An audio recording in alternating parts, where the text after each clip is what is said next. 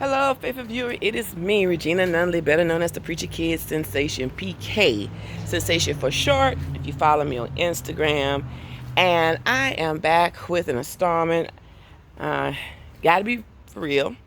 There's already 2 installments. This is number 3.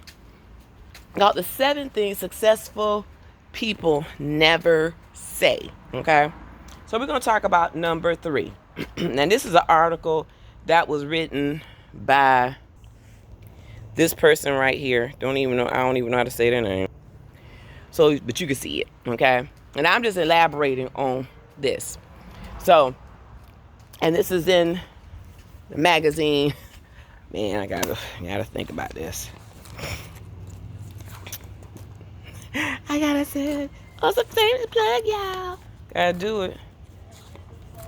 What the heck? Oh, out of this magazine right here, Program Success. Yep. All right, so number 3, the 7 things successful people don't say is, it's not my fault. All right, so let me read this. I got the wrong glasses for it, but we're gonna do it anyway. It says, no one wants to work with a blame shifter. And I did do a Monday motivation called Don't Be a Blame Thrower. Okay? So don't nobody want to be messing with someone who don't know how to take responsibility for their actions.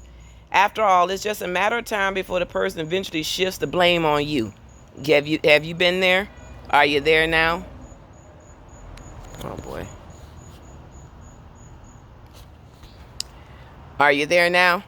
So, and then what happens is, take ownership of your mistakes instead of pointing out where others have fallen short.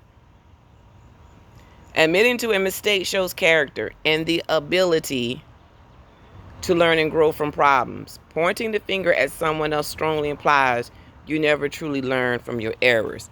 It's a human nature for us to want to blame other people for why we fall short. Abusive situations, they be like, look what you made me do. That kind of stuff. For what I do for a living as a criminal defense attorney, I just finished a trial just recently. It's very easy for the client to blame us for why they didn't win. Something that we did wrong. And it comes with the territory. And, if we did something wrong and it was an error, then it's good to correct it.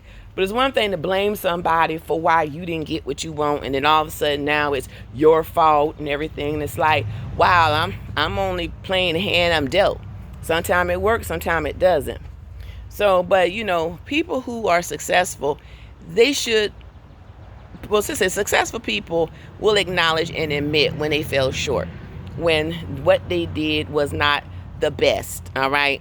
When they'll acknowledge the fact that maybe some of the decisions that they made just were not spot on. And there's nothing wrong with that.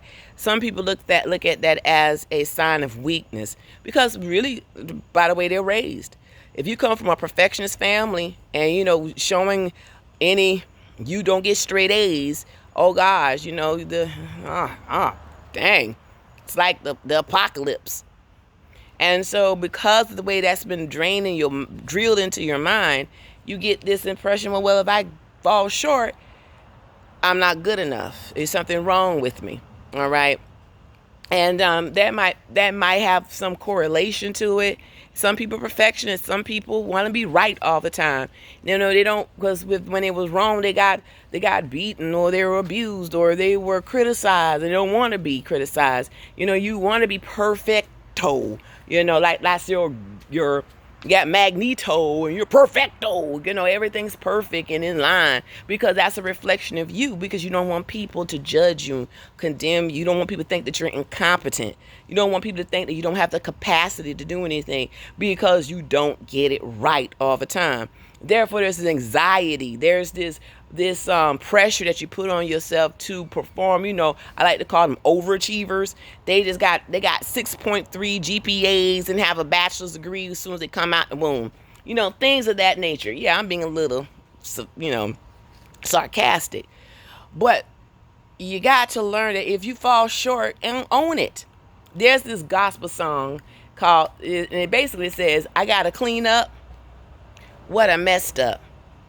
I'm starting my life over again. If you look at your life and see the things that you've done, and there were areas that you could have tightened up in and made better, you're going to continue on the same path, wondering why things aren't changing. Why? Because you're not changing, because you're not taking responsibility.